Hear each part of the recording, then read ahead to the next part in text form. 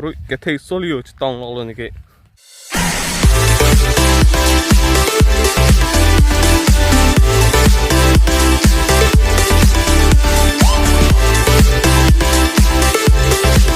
Kardom kadang Phan Sita and I think oh lần này thì nang tan video nang one pipe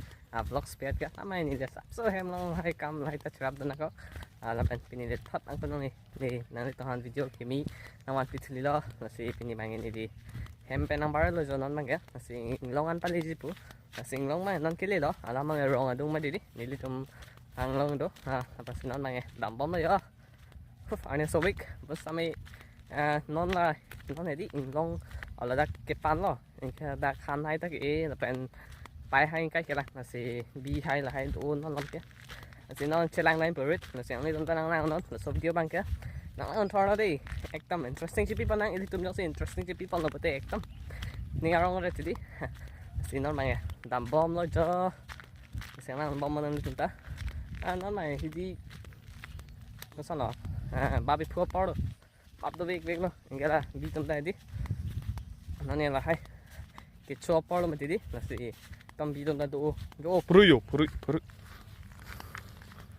Puru cái thầy số liệu chỉ tòng nó luôn cái मजा आया और मैं ये जो मजा है हिंदुस्तान के हर व्यक्ति को देना चाहता हूँ ok chặt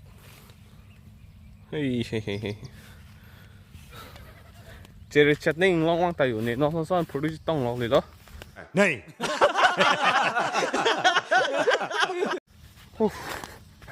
Hey vegan, bon sami ni camera pen an capture don o texture lo. Trời mi, jo non tayo. Ke vang cái cheng ben si bi chi tong. La lo la ni tom brit lo la non la dak han hai ki ta do. La pen non ke dam pena men मजा आया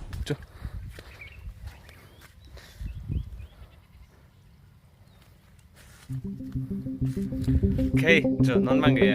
long red an nang le chil bra. Red an này đi. Apa nang le chil lo dak asap so la pu bendu pu ya de li han ta asap so kim chong ya. Tak si to do la hajarat man.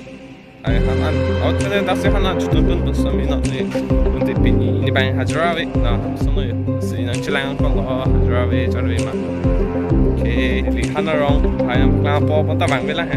Sa mo nai lo. Tak lo mati di. Tak tak ta la ha. Kira puna ta do na puna tang ke. Lagi tak ke den hai koi lo han turbo hai he di. Hai. Kia lo tak bang. Lap lo hai lo ma ke. Kon sta mi ke bang vela. Bang vela ke ini han koi ke. Kon sta mi lap lo ma ke.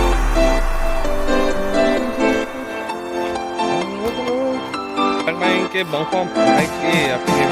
Tak kai lo sta mi bang vela. Sono yo. Babong sencana.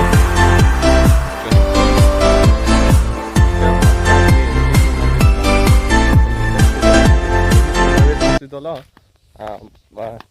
dolo ason kapre ka din ta dolo pan sami dito marilang ta sana ya jo arlo chebat te di isi arlo dolo angko step ekta sonja the di sonja do ni to marilang ta ni liang pa klang pon hon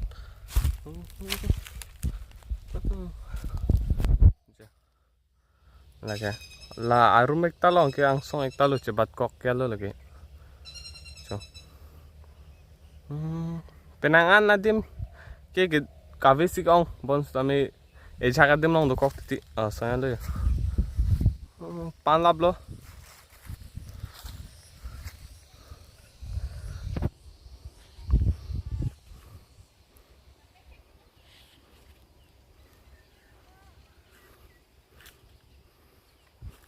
one weeks ma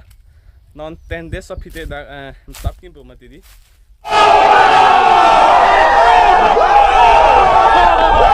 and la dai see advantage man me vic la la sona do la dak 5G network do 5G network do hem tap kim te dak la ko bang poni ke class su kilo bete dak lang po enjoy la unlimited using po unlimited use of data unlimited lo de tabang use no po 5G connection do alam dak inglong stami dak wrong arlo adung pinang matidi wrong arlo an ki 5G connection na we bon stami dak ani 5G connection do la person no yo abso mang sumo bon trip hem na po lang do lang pas lang do pajirlo long on silang tom dak pun salang lang chiting uan ki kali bon stami midchit an langsung po aklong chitade enta chiting o ani kali mas kami chiting no asap so ki mahang chingor pon po hem dang po okay tang tenon bai mang chumore jaret sang jaret lapen hai rit hai long chulang kang jaret yata bi hai ta ipen homage putot hem chiram tu polo Lasi pini video bang lansing tonton po polo lamange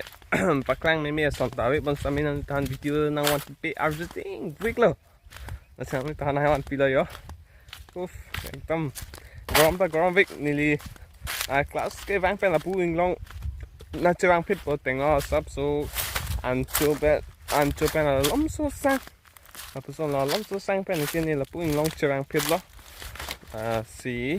not bang het chudam po asi pinya video bang lansing ton po nang asi next video nang bang ko chetong tu nang nitum nang support nang nitum il phan nang rap